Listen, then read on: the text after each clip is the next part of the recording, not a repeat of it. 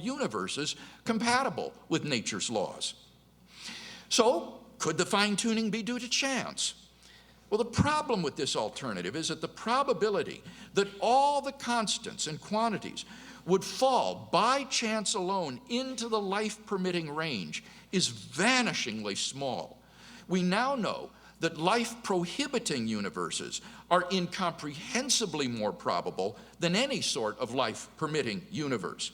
So if the universe were the product of chance, the odds are overwhelming that the universe would be life-prohibiting. In order to rescue the alternative of chance, naturalists have therefore been forced to adopt the extraordinary hypothesis that there exists an infinite number of randomly ordered universes composing a sort of world ensemble or multiverse in which our universe is but a part. Somewhere in this infinite world ensemble, finely tuned universes will appear by chance alone, and we happen to be one such world. There are, however, at least two major failings with the world ensemble hypothesis.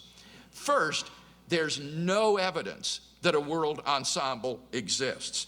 There's no evidence that there even are other worlds, much less that they are randomly ordered and infinite. Second, if our universe is just a random member of a world ensemble, then it's overwhelmingly more probable that we should be observing a much smaller universe. Roger Penrose of Oxford University has calculated that it is inconceivably more probable that our solar system should form suddenly by the random collision of particles than that a finely tuned universe should exist. Penrose calls it utter chicken feed by comparison. So, if our universe is just a member randomly of the world ensemble, it is inconceivably more probable that we should be observing a universe no larger than our solar system. Observable universes like that are simply far more plenteous in the world ensemble than worlds like ours, and therefore ought to be observed by us. Since we do not have such observations, that fact strongly disconfirms the world ensemble hypothesis. On naturalism, then, at least, it is highly probable that there is no world ensemble, and thus the last ring of defense for the alternative of chance collapses. So, we may argue as follows. Premise one, the fine-tuning of the universe is due to either physical necessity, chance, or design. Two, the fine-tuning is not due to physical necessity or to chance. Three, therefore, it is due to design. Thus, the fine-tuning of the universe points to the existence of a supernatural designer of the universe. Number three, objective moral values are plausibly grounded in God. The Achilles heel of naturalism is that it has no grounds for normative action. Nothing is forbidden. Everything is permitted. Dr. Shook recognizes this. On his website, he espouses what he calls naturalistic moral relativism. On this view, moral values are relative to each individual person, or to a society, or to the human race, or whatever. As Dr. Shook says, there really are no absolute moral truths. On this view, morality is just a set of recommendations for achieving certain goals, whatever they may be. He compares it to agriculture. Agriculture, he says, consists of recommendations for growing crops. For example, if you want to grow corn, then you should use fertilizer. But no one is under any obligation to grow corn or anything else. And it's the same with morality. The problem is this is massively contrary to moral experience. On the relativistic view, the psychopath who considers it a good thing to rape and kill little children does nothing wrong.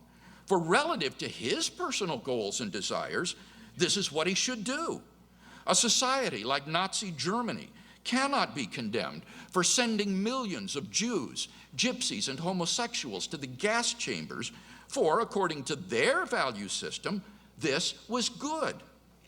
Anyone with a sound moral sense knows that this cannot be right. Experience is supposed to be one of the arbiters of truth for the naturalist. But in moral experience, we apprehend a realm of objective moral values. Dr. Shook admits, and I quote, "Nothing in the natural world, such as human beings, human societies, human life on earth, can be responsible for absolute moral truths. It follows that they must be grounded in a supernatural reality." So we may argue as follows. 1, if God does not exist, objective moral values do not exist.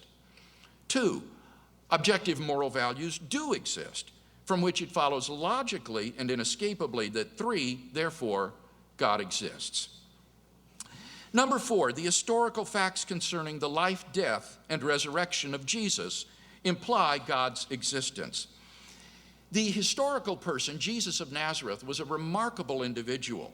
Historians have reached something of a consensus that the historical Jesus came on the scene with an unprecedented sense of divine authority, the authority to stand and speak in God's place.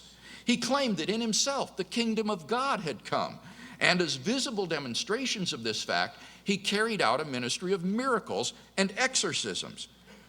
But the supreme confirmation of his claim was his resurrection from the dead.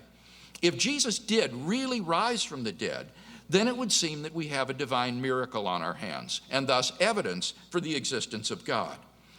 Now, most people would probably think that the resurrection of Jesus is something you just believe in by faith or not. But there are actually 3 established facts recognized by the majority of historians today, which I believe are best explained by the resurrection of Jesus. Fact number 1, on the Sunday after his crucifixion, Jesus' tomb was found empty by a group of his women followers.